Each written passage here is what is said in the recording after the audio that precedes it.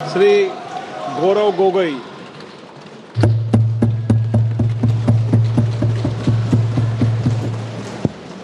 धन्यवाद अध्यक्ष महोदय। आज हम इस विशेष चर्चा में भाग लेने के लिए खड़े हुए हैं और ये चर्चा इसलिए हो रही है क्योंकि हाल में ही जो युद्ध हुआ वो एक सूचना का युद्ध था।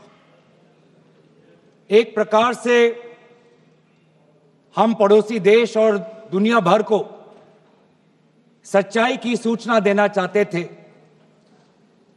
और कुछ ऐसे ताकत थे, ऐसे शक्तियां थी जो भ्रम का सूचना सारे देश में, सारे दुनिया में फैला रहे थे। और इसीलिए इस चर्चा का विशेष मांग ये है कि आज सच्चाई सदन में आनी चाहिए।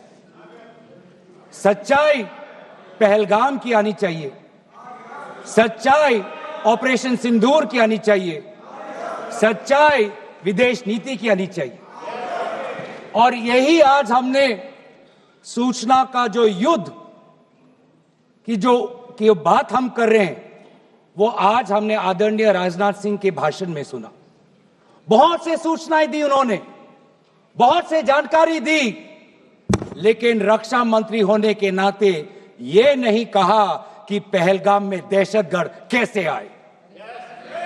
ये नहीं कहा कि बेसारन में जहां पर 1000 लोग जाते हैं, खुशियां मनाते हैं, कैसे 5 दहशतगर्द वहां पर जाकर 26 लोगों की गोलियों से छलनी करते हैं। ये सूचना रक्षा मंत्री ने नहीं दी। यही है सूचना का युद्ध कि इतनी जानकारी देते हैं कि कभी कभी सवाल पूछना भी भूल जाते हैं। और आज ये है हमारे विपक्ष का कर्तव्य कि हम सवाल पूछेंगे देश हित में, राष्ट्र हित में। आज देश ये जानना चाहता है कि वो 5 दहशतगर्द कैसे घुसे और उन दहशतगर्दों का भी मकसद था। पाकिस्तान से आए हुए वो दहशतगर्दों का क्या मकसद था? उनका मकसद था कि जम्मू कश्मीर की अर्थव्यवस्था को तनाव करना, विनाश करना। उनका मकसद था कि भारत देश में एक सांप्रदायिक वातावरण का जन्म देना। उनका मकसद यह था कि भारत और पाकिस्तान का एक हाइफिनेशन होना, यह था उनका मकसद। लेकिन सर, मुझे दुख है कि आज राजनाथ सिंह जी ने सैनिकों की बात तो की, लेकिन जो हमारे भारत की जो आवाम है, जो जनता है, जो उन्होंने पाकिस्तान के दहशतगर्दों का पूरी जो मंशा है उस पर उन्होंने पूरा नकारा और हम एकजुट रहे। हम मुझे भारतीय होने का गर्व है। हमने देखा बेसारन में कि किस प्रकार से जम्मू और कश्मीर के लोगों ने पूरे देश भर से आए हुए जितने भी पर्यटक थे उनकी मदद की। हमने ये देखा कि किस प्रकार से देश भर के जो पर्यटक जो जम्मू कश्मीर में थे उन्होंने अपने जम्मू कश्मीर के भाइयों को धन्यवाद दिया। हमने ये भी देखा कि कैसी एक विधवा हिमांशी नरवाल ने कहा कि मैं नहीं चाहती कि मेरे जो पति जिसको लेके आज राजनीति हो रही है उसके शव पर देश में हिंदू मुसलमान की राजनीति हो, मैं नहीं चाहती। यह है हमारी देश की संस्कृति और यह था मंशा पाकिस्तान का। और मैं ये भी गर्व महसूस करता हूं कि सारे विपक्षी राजनीति दल हम सब एकजुट होकर, राहुल गांधी जी ने एक साफ साफ कहा कि हम सरकार के साथ हैं और सरकार को पाकिस्तान को एक ठोस मजबूत कदम देना ही पड़ेगा। लेकिन देश ये भी जानना चाहता है, वे 26 लोग जो जिनके परिवारों में आज कोई गुजर गया, वे ये भी जानना चाहता है कि 100 दिन गुजर गए और वे 5 दहशतगर्दियों को यह सरकार पकड़ नहीं पाई।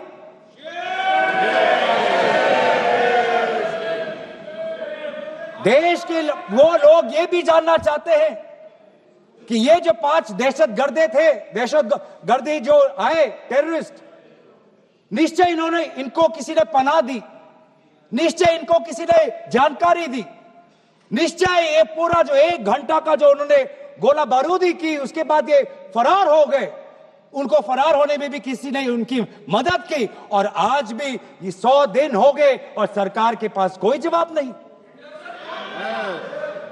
आज आपके पास ड्रोन है, आपके पास पेगासस है, आपके पास सैटेलाइट है, वहां पे सीआरपीएफ है, वहां पे बीएसएफ है, वहां पे सीआईएसएफ है, वहां पे आदरणीय गृह मंत्री कुछ दिन पहले ही गए थे पूरा रिव्यू लेने के लिए, और आप किसी को पकड़ नहीं पाए। ये कैसा बंदोबस्त? आपने कहा कि आर्टिकल 370 के चले जाने के बाद जम्मू कश्मीर सेफ है, जम्मू कश्मीर में आइए, लोग आए, लोगों ने अपने आप को सुरक्षित महसूस किया, लेकिन बेसारन में देखा कि कितने वो निहत्थे थे, कितने वो असहाय थे, कि लगभग 1 घंटा लगा एक एम्बुलेंस उनके पास पहुंचने के लिए। पुलिस पर अगर आर्मी भी आई तो चल के आई। और सर, मैं वो नजारा भूल नहीं सकता, एक मां और एक बेटी चल के नीचे आ रही थी, एक भारत के सिपाही को देखा और सिपाही को देखकर वो रो पड़े, खुशी से नहीं, डर से, क्योंकि उनको लगा कि वे दहशतगर्द जिन्होंने सिपाहियों का यूनिफॉर्म पहनकर वहां पर लोगों को मारा, आज वही दहशतगर्द आज पहाड़ के नीचे उनका इंतजार कर। उस भारत के सिपाही को कहना पड़ा कि मैं भारतीय हूं, तुम डरो मत, मैं भारतीय हूं, तुम सेफ हो, सुरक्षित हो। ऐसा दहशत उन्होंने महसूस किया। इस दहशत के ऊपर, इस डर के ऊपर आदरणीय राजनाथ सिंह एक शब्द तो कहते, आप एक शब्द तो कहते, ये आपकी भी जिम्मेवारी है राजनाथ जी, ये आपकी भी जिम्मेवारी है, रक्षा मंत्रालय का भी जिम्मेवारी है।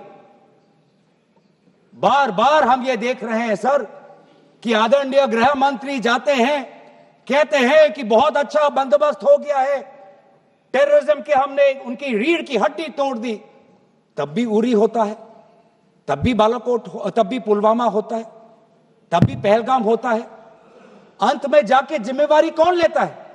जम्मू कश्मीर के लेफ्टिनेंट गवर्नर नहीं। अगर जिम्मेवारी किसको लेनी पड़ेगी तो आदरणीय गृह मंत्री आपको लेनी पड़ेगी, नैतिक जिम्मेवारी आपको लेनी पड़ेगी। आप लेफ्टिनेंट गवर्नर के पीछे नहीं छुप सकते, आप लेफ्टिनेंट गवर्नर के पीछे ये केंद्र सरकार नहीं छुप सकती, क्योंकि गृह मंत्री खुद वहां पे थे कुछ ही हफ्ते पहले, खुद उन्होंने सिक्योरिटी का रिव्यू लिया कि आपके पास जानकारी नहीं थी। और सर, ये सरकार इतनी कमजोर, ये सरकार इतनी बुज़दिल कि आज उन्होंने इस सर में, क्योंकि उन्होंने अगर इसका किसी का दोष दिया तो टूर ऑपरेटर्स को दोष दिया कि टूर ऑपरेटर्स बिना अनुमति के द्वारा, बिना लाइसेंसेस के द्वारा लोगों को बेसारन ले जा रहे, हमें तो पता ही नहीं था। ये है इनका कारण, ये बताना चाहते हैं। तो सर, यही तो दुख की बात है कि कहीं ना कहीं एक सरकार में एक अहंकार आ चुका है। इंटेलिजेंस और सिक्योरिटी जो फ्रेमवर्क है, एस्टैब्लिशमेंट है, जो लोग हैं जो निर्णय लेते हैं इंटेलिजेंस और सिक्योरिटी की, आज उनमें एक अहंकार आ गया है कि चाहे जितनी भी बड़ी गलती हो उन पर कोई सवाल नहीं उठा सकता। लेकिन आज हम सवाल उठा रहे हैं, आज हम सवाल उठा रहे हैं, आज हम सवाल उठाएंगे।